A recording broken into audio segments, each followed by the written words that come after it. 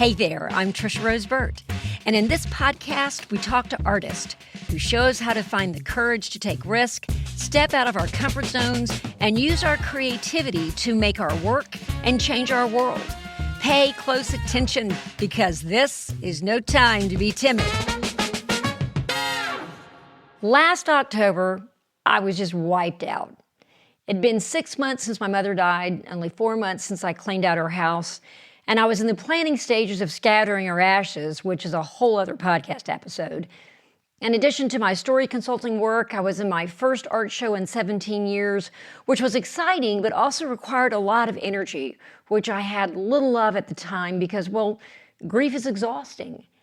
And in the middle of all this, our beloved niece on my husband's side got engaged.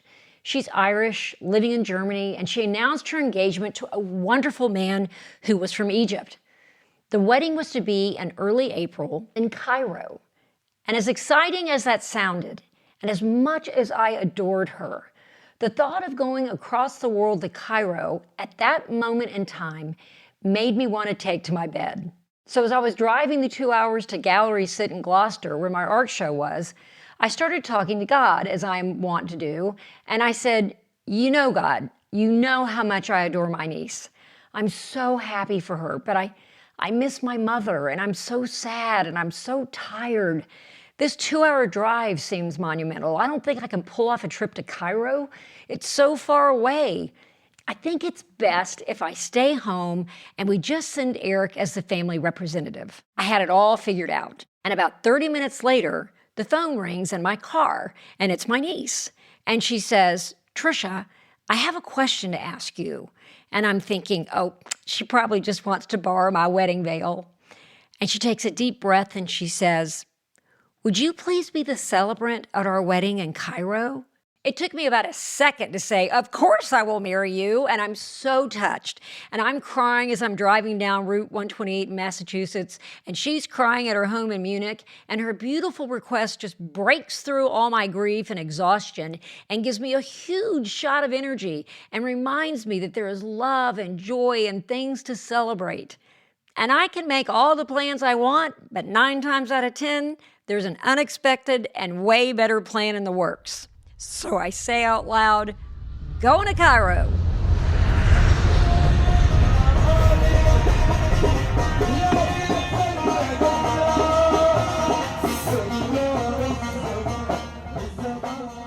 Now, I have never officiated a wedding before, much less one in Egypt, and I will admit I was nervous.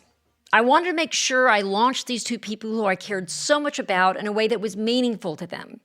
They were already officially married thanks to civil service in Denmark, but in their minds, this was their wedding, the public declaration of their love for one another in front of family and friends. And as it turns out, those family and friends came from 4 continents and 10 countries: Ireland, Egypt, Canada, India, America, Australia, Germany, Finland, Spain, and the UK.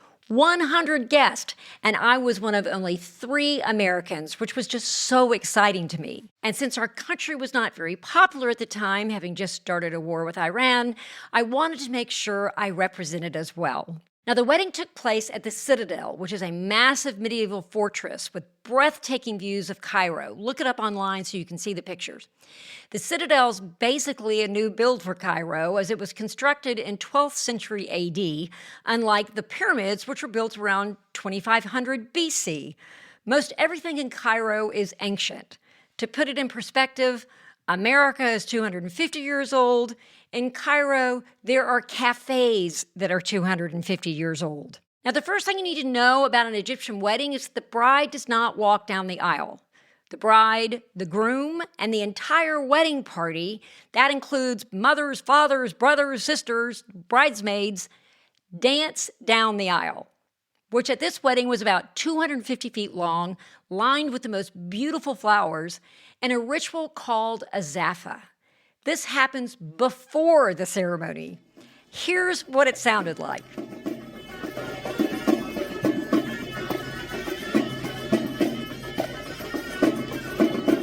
Now, after they danced down the aisle, a whirling dervish appeared. I'm not kidding, an actual whirling dervish. Here's what the whirling dervish music sounds like.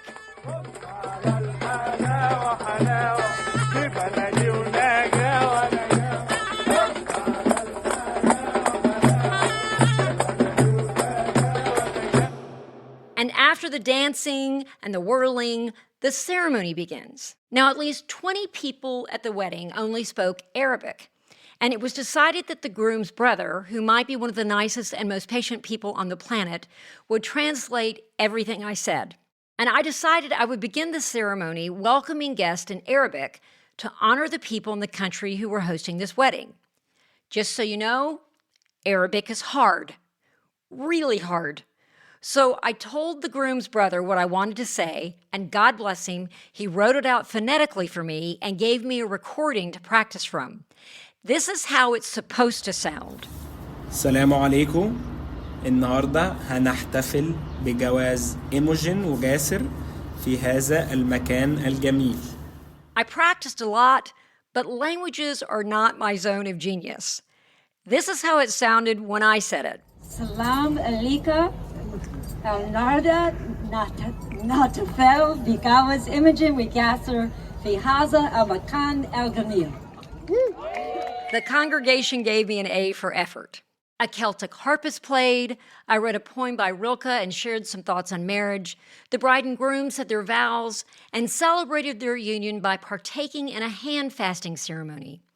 A hand-fasting ceremony is an ancient Celtic ritual where the couple's hands are bound together with ribbons or fabric to symbolize their commitment to one another. This, by the way, is where the English phrase tying the knot comes from. For this wedding, they tied a Celtic knot that was presented by the bride's grandmother, my intrepid mother-in-law, and a tie that was the groom's father's, who had died years before, which was presented by the groom's mother, whom I'd grown to cherish in just 3 days. I couldn't help but tear up, and the crowd went wild.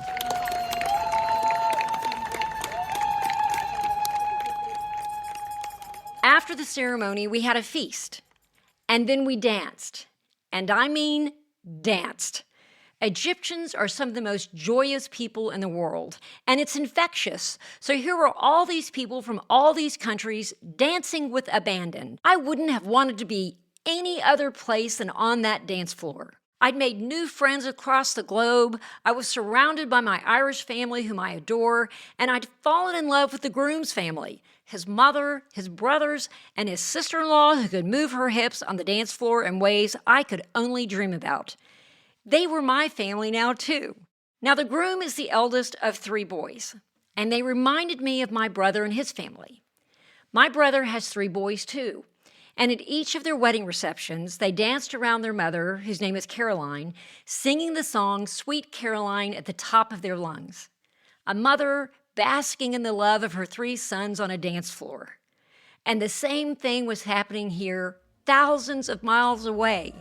3 boys dancing around their mother in a hijab, singing Egyptian songs at the top of their lungs.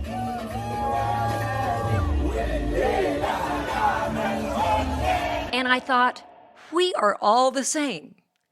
We may speak different languages and have different customs, but when it comes right down to it, we are all the same.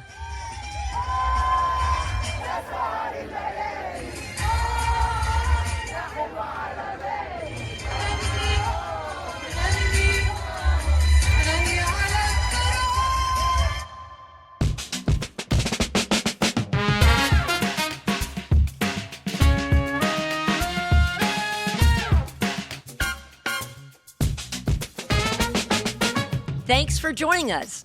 And hey, if you have a minute, please check out my TEDx talk that's now live.